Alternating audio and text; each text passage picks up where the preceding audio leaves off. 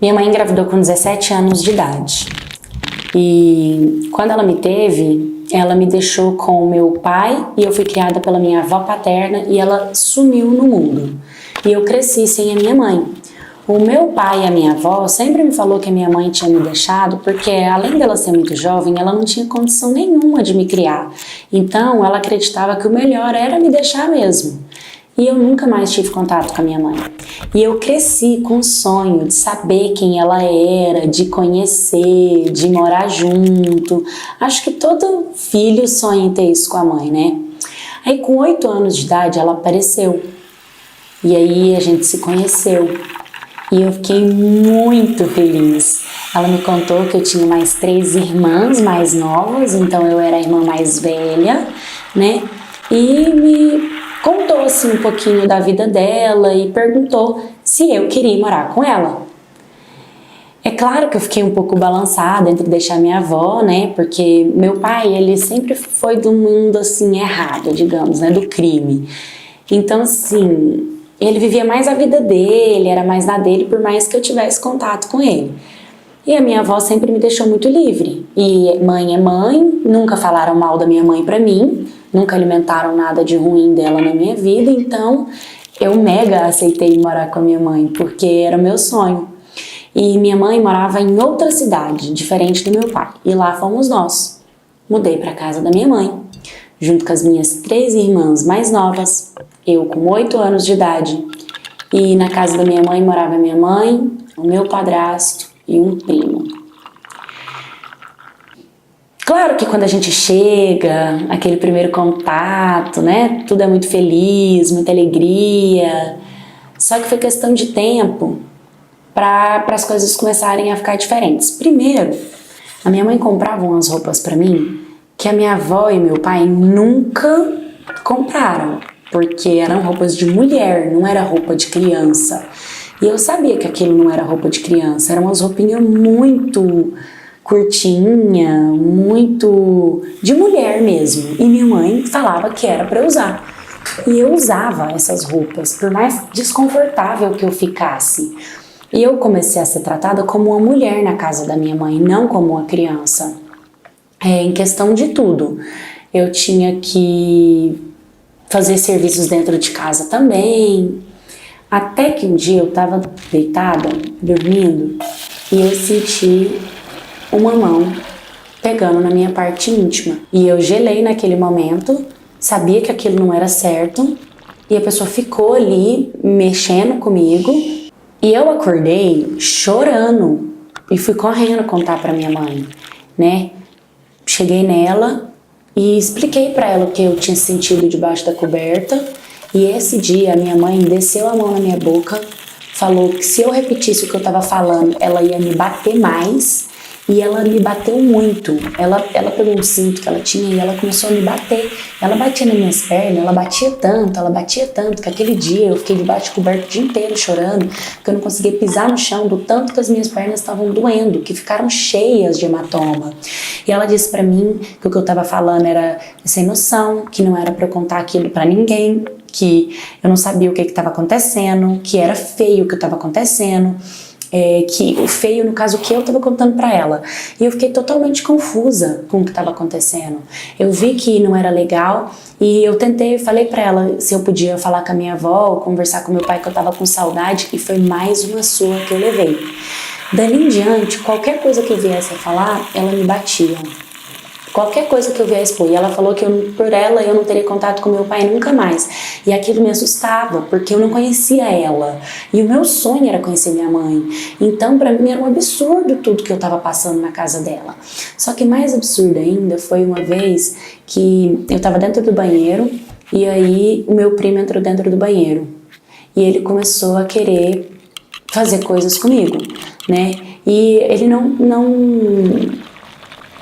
abusou sexualmente de mim, mas ele fez eu fazer outras coisas, entendeu? E eu já não sabia se eu contava pra ela, eu já não sabia mais o que eu fazia, pra quem eu pedia ajuda, com quem que eu falava. Detalhe que eu não contei é que ela não me colocou na escola, então também não tinha contato com a escola, e eu realmente era só uma criança de 8 anos. Até aí, Beleza, né? Até que um dia ela saiu de casa, me deixou sozinha com esse meu primo e com meu padrasto. E foi a primeira vez que o meu padrasto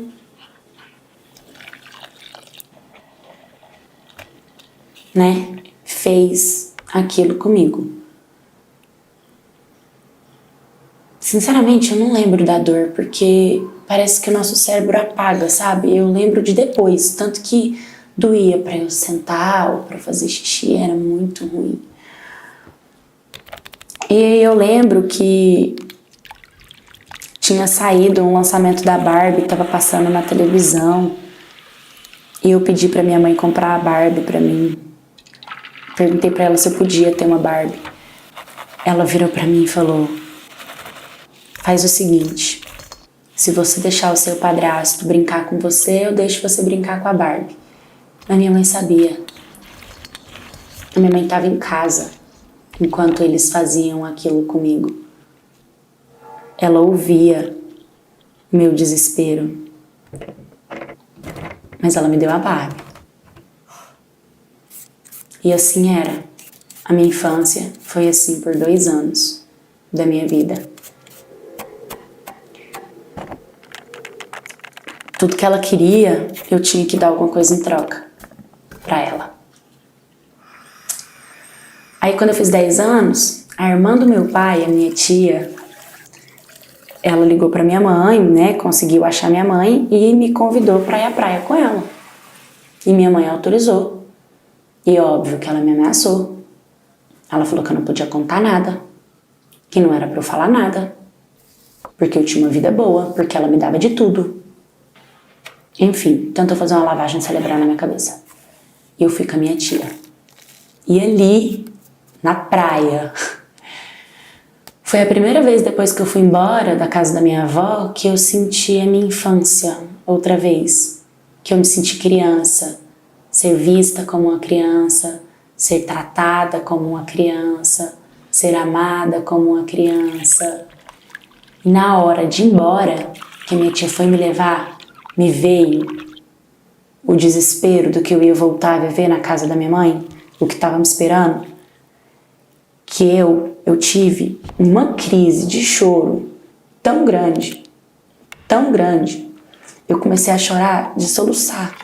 Eu não conseguia imaginar eu voltando para aquele lugar. Eu lembro que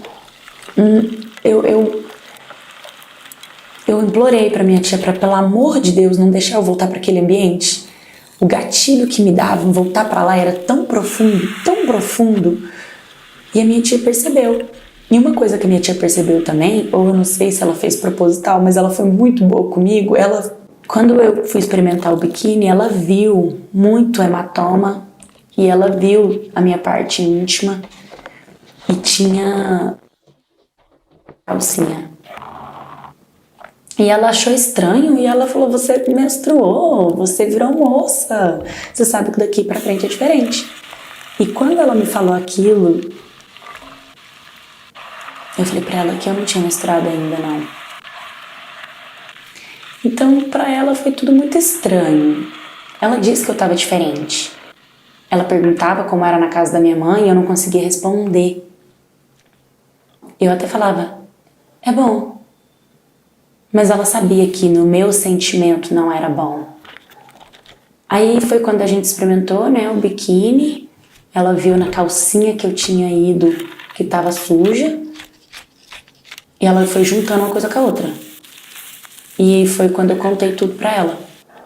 Falei: tia, desde que eu mudei pra casa da minha mãe, acontece isso e aquilo. É assim que funciona, é assim que eles me tratam, é assim que eu me visto, né? E ela já tinha sentido um mix de coisas ruins quando ela me buscou. Então ela ligou pro meu pai e contou tudo pro meu pai. Mas lembra que eu falei pra vocês que meu pai era do crime? Ligaram pra polícia, foram pra casa da minha mãe. Ela não me levou de volta, óbvio. Ela me protegeu e falou: você vai ficar comigo. ela já acionou a justiça, já me levou no corpo de delito, já me levou na delegacia, já fez boletim de ocorrência. Só que meu pai pegou o carro dele e foi atrás da minha mãe. Quando ele chegou lá, meu pai conseguiu dar uns tiros e matar o meu primo que tinha abusado de mim. Já minha mãe e meu padrasto fugiram antes mesmo da polícia chegar. E sabe quem que foi preso? Meu pai. Meu pai ficou 3 anos preso por ter matado um cara que fazia mal pra mim. Só que a própria justiça, tudo bem, ele ficou 3 anos preso, mas entendeu também o motivo dele ter feito o que ele fez. Era como se fosse legítima defesa. E eu fiquei morando com a minha tia. Ela ficou com a minha guarda, ela ficou comigo. Quando meu pai saiu do presídio, 3 anos depois, eu já tava com 13. Eu fiquei totalmente perdida em muitas coisas. Eu comecei a fumar maconha porque era uma coisa que me fazia esquecer o que tinha acontecido. Me doía saber que meu pai tinha sido preso para tentar me defender e a minha mãe e meu padrasto, que era quem realmente deveria estar preso, não estava. Eu me sentia com muita raiva, com muito nojo de mim mesma. Eu fiz vários tipos de tratamento, desenvolvi síndrome do pânico. E eu queria que a justiça fosse feita para eles também, sabe? Quando meu pai saiu do presídio, ele saiu diferente, ele saiu convertido de lá de dentro. Ele começou a ir para a igreja. E foi quando ele começou, ele falou, vamos, só pra você conhecer. E eu era totalmente contra, totalmente fechada. Comecei a não acreditar em Deus, comecei a me afastar totalmente, assim, de tudo quanto é tipo de fé e espiritualidade que eu pudesse ter. Aí eu aceitei com meu pai um dia, mais porque eu queria estar perto dele do que porque eu acreditava. Só que quando eu cheguei lá, parece que Deus tinha preparado aquele culto pra mim. E foi muito impactante tudo que eu ouvi lá. Eu me senti, pela primeira vez, muito amada, muito abraçada, muito acolhida. Eu me senti muito bem. Foi quando eu conheci Jesus, né? Eu conheci outro caminho na vida, eu enxerguei outras coisas na vida. Porque quando eu acesso as memórias, eu só ganhava as coisas porque ele trabalhava, ele dava o dinheiro, então era um combinado entre os dois. Então a minha mãe, ela me entregava, entendeu? Como uma forma de prêmio para ele, como uma forma de tipo, eu faço o que ela quer, mas em contrapartida eu quero isso dela. E como ela não tinha um pingo de afeto por mim, não me considerava como filha, ela me entregava. Entendeu? E ela tentou fazer comigo exatamente o que ela era. Ela tentava me prostituir. Eu não sei se na cabeça dela ela estava me ensinando para no futuro eu gostar e querer fazer dinheiro junto com ela. Eu não sei, não quero saber, entende? Eu entrei, perdoei minha mãe já, não tenho mais raiva dela nem mágoa dela, eu acho ela uma pobre de uma coitada, uma perdida na vida, entendeu? E eu tive muito trauma, até do meu pai eu não ficava sozinha, pra vocês terem ideia, até com meu pai eu não ficava sozinha com ele. Eu tinha tanto medo de homem, eu não ficava sozinha com homem nenhum, eu não queria que chegasse homem nenhum perto de mim, sabe? Até que um dia na igreja eu conheci um rapaz que por mais que eu não gostasse dele, ele era legal comigo, mas eu tinha uma resistência, mas algo no meu coração me deixava tranquila em estar perto dele. E aí um dia a gente tinha saído para comer, todo mundo, e ele me questionou por que que eu era assim, por que que eu tinha tanto esse medo dentro de mim, sabe? E foi quando eu contei tudo para ele. Eu contei toda a minha história, eu contei meus traumas, eu contei o que aconteceu quando eu era criança, e foi uma das primeiras vezes que eu consegui contar a minha história. E ele me abraçou, ele chorou junto comigo, ele me acolheu pra caramba.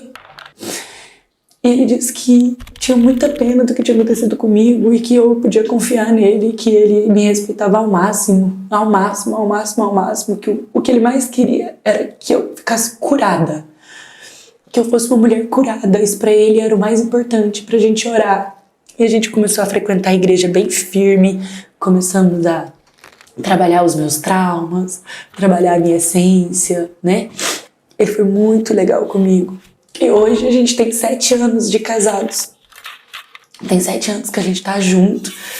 E Eu tenho muita gratidão, muito orgulho do homem que tenho do meu lado, da pessoa que eu me transformei, do caminho que eu encontrei, da cura que eu encontrei, porque minha história é uma história de muita dor, de muito sofrimento, e muitas vezes eu me senti culpada, mas a culpa nunca foi minha. Eu só era uma criança, eu só era uma pobre de uma criança que não sabia de nada, mas eu superei muitas coisas, e eu agradeço, porque por mais que tem muitas pessoas que têm experiências ruins dentro da igreja, eu tive a experiência de cura dentro da igreja. E isso me transforma muito, muito, muito. E eu venho contar minha história como um testemunho, que por mais que a sua história seja de muita dor e de muito sofrimento, para você não desistir da sua fé, para você não desistir do bem maior, para você não deixar de acreditar que você é um presente de Deus e que por mais que alguém te machuque, esse não é o seu destino final, não é o seu fim, sabe? Tem muita coisa que pode acontecer. E eu agradeço imensamente as pessoas que me fizeram feliz, a minha tia que virou uma mãe para mim, ao meu marido que me apoiou e principalmente a minha igreja que me abraçou, que me acolheu e que me mostrou um outro lado da vida. Oi, My Cats, tudo bem? Essa história é bem impactante também, né, aqui no canal, mas é muito bonito ver uma história de superação, onde a pessoa ela conseguiu sair daquele trauma e daquela dor e realmente encontrar uma luz. Eu desejo isso para todas as vítimas de abuso sexual, de todas as crianças que estejam passando por isso. Se você não sente confiança em alguém para você pedir ajuda, pega um telefone, disca 100, passa seu endereço, denuncia, fala com a justiça, tenta falar com alguém para te ajudar. Nesse caso seria um disque 100 para ela, né? Porque distância de escola, distância dos parentes, distância do pai. Graças a Deus essa tia apareceu 2 anos depois, mas foi o tempo suficiente. Graças a Deus essa menina teve força de contar para a tia e essa tia teve força de acolher essa sobrinha. Mas nesse caso, sei lá, pede pra vizinha, fala pra vizinha ligar, pede, sabe? Mas não se calem, gente, não se calem. A vítima nunca é culpada. Por isso mesmo que essa mãe e esse padrasto estão aí foragidos até hoje, porque eles foram agressores, entendeu? Foram agressores, criminosos, pessoas que não deveriam estar em liberdade, deveriam realmente estar presa, porque são perigo para a sociedade, entendeu? Porque uma pessoa que é capaz de fazer isso com a própria filha vai fazer isso com qualquer outra pessoa que aparecer no caminho. Então não deixem de pedir ajuda. E achei muito legal no final ela deixar essa mensagem de fé e deixar o testemunho dela para fazer com que vocês sintam mais força, mais confiança e mais entendimento que esses assuntos, gente, essas histórias são comuns, mas nunca normais. Então nós não podemos normalizar, entendeu? Nós temos que falar sobre isso, mas deixando muito claro que quanto mais a gente fala e dissemina a informação, menos caso a gente quer que aconteça e mais denúncias também, tá bom? Não esqueça, disque 100 se você estiver precisando de ajuda, se você conhece alguém que tem uma história, se você tem medo de denunciar, você sabe que alguém está sendo abusado, você não sabe o que fazer, pega o endereço dessa pessoa, liga na polícia, denuncia em anônimo e deixa que a polícia resolve, entendeu? Porque pelo menos uma interferência ali, a polícia vai ter um corpo de delito para saber se essa criança foi abusada ou não, um juizado de menor para interferir, alguma coisa tem que ser feita, a gente nunca pode se calar. Se você já passou por histórias do tipo, manda para histórias, canaldeadpaula@gmail.com. Comenta esse vídeo, uma mensagem de amor, de carinho, de afeto para essa vítima. Um beijo e até o próximo vídeo.